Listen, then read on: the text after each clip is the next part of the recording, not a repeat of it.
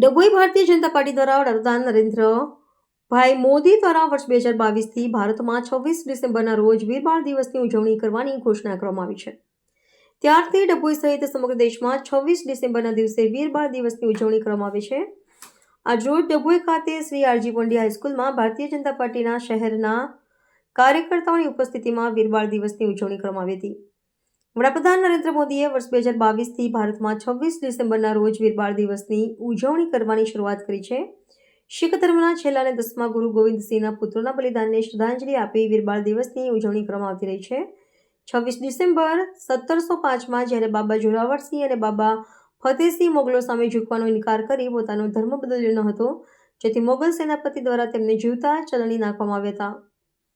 ધર્મની રક્ષા માટે પોતાનું બલિદાન આપ્યું હતું તેવા બંને બહાદુર બાળકોના સન્માનમાં વીર બાળ દિવસની 26 ડિસેમ્બરના રોજ ઉજવણી કરવામાં આવી છે। આજરોજ ડભોઈ શ્રી આરજી પંડ્યા હાઈસ્કૂલ ખાતે ભારતીય જનતા પાર્ટી સંગઠનના શહેર પ્રમુખ દીક્ષિતભાઈ દવે, નગરપાલિકા કારોબારી ચેરમેન તેજલબેન સોની, પૂર્વ મહામંત્રી અમિતભાઈ, ઉપપ્રમુખ વિશાલભાઈ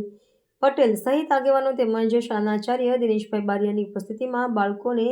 વીર બાળ દિવસની ઉજવણી અને તેનો ઇતિહાસ વિશે માહિતી આપી માહિતગાર કર્યા હતા અને વીર બાળ દિવસની ઉજવણી કરી હતી। 2022માં આપણા દેશના વડાપ્રધાન શ્રી નરેન્દ્રભાઈ મોદીએ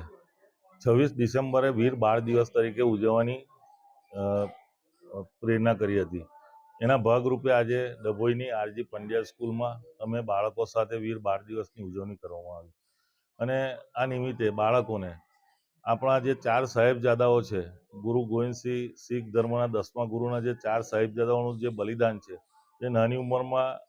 એક 9 વર્ષ અને એક 6 વર્ષની ઉંમરમાં જેમને બલિદાન આપ્યું છે એની માહિતી આપણા લોકોને મળતી રહે અને 300 વર્ષનો જે આપણો ઇતિહાસ છે તે ભૂસાઈ ના જાય એના માટે આપણા વડાપ્રધાન દ્વારા જે જાહેરાત કરવામાં આવી હતી એના ભાગરૂપે આજે ડભોઈની પંડ્યા સ્કૂલમાં આ વીર બાળ દિવસની ઉજવણી કરવામાં